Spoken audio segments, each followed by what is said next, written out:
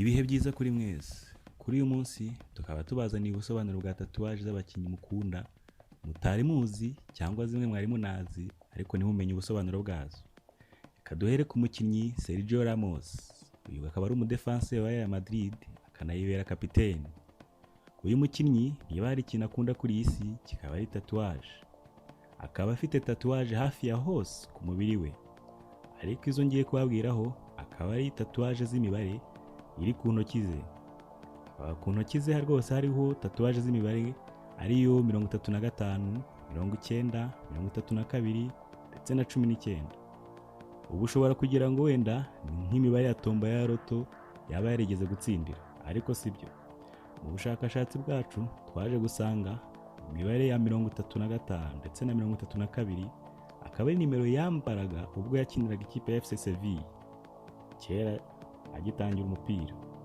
Naho umubare wa 19 akaba ari nimero yo yambaye ubwo yatangira gukinira ikipe y'igihugu ya Espagne.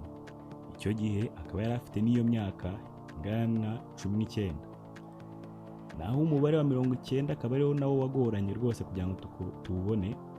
Uyu mubare wa 90 akaba ari umunota ahubwo wa 90 yatsindiye igitego mu 2014 ku mukino wa nyuma wa Champions League wakinaga na mukeba wabo Atletico Madrid.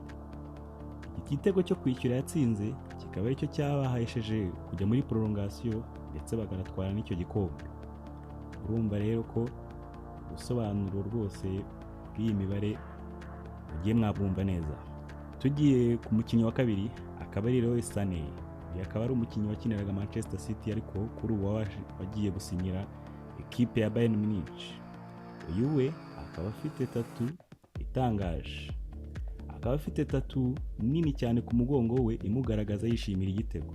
Igitangaje kurusha ibindi ni uko icyo gitego yishimiraga ari igitego yatsinze ubwo bahuraga na AS Monaco umukino wa Champions League mu mwaka muri sezo ya 2016-2017.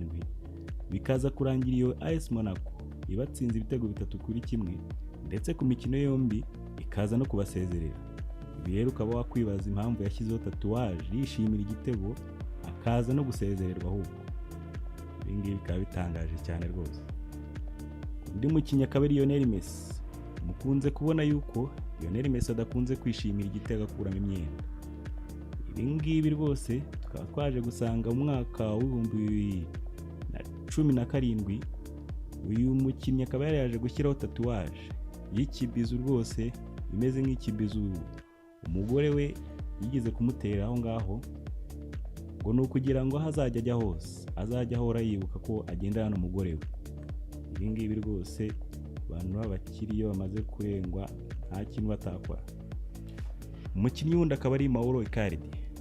Uyu Mauro Icardi we tatuwaje iratangaje. Akaba afite tatuwaje y'intare yuzuye ku munda ye. Iyo tatuwaje haruguru yaho aho itangirira ndetse n'aho irangirira hakaba hari amazina y'abana be.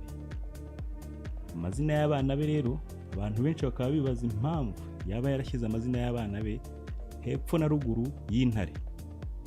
Rwose abana be nibakura bamubaza ubusobanuro bw'impamvu rwose yabashyize hafi y'intare zabisobanura mu buryo bwemewe.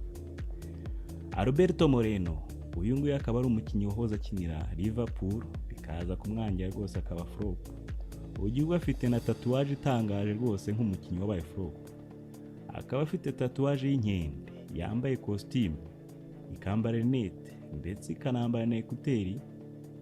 Akaba iyo nkende ikaba inafite pistol mu ntoki. Aha benshi bashobora kwibaza bati kuki yayishyizeho, kuko wenda abandi twabonye ruguru bashobora kuba barashyizeho tatuwaje kubera ibiberekeyeho, kubera ibyo zibibutsa, ariko uyu we Moreno twarashakishe twarahebye iki inkende rwose yabimusobanuriye mu buzima bwe cyangwa muri kariyeri ye yagize. Ibi ngibi rwose Moreno abantu baciritse bashyiraho n'ibintu biciritse. Twaba tubashimiye kuba mwadukurikiranye kuri uyu munsi. Mukomeje kugira ibihe byiza.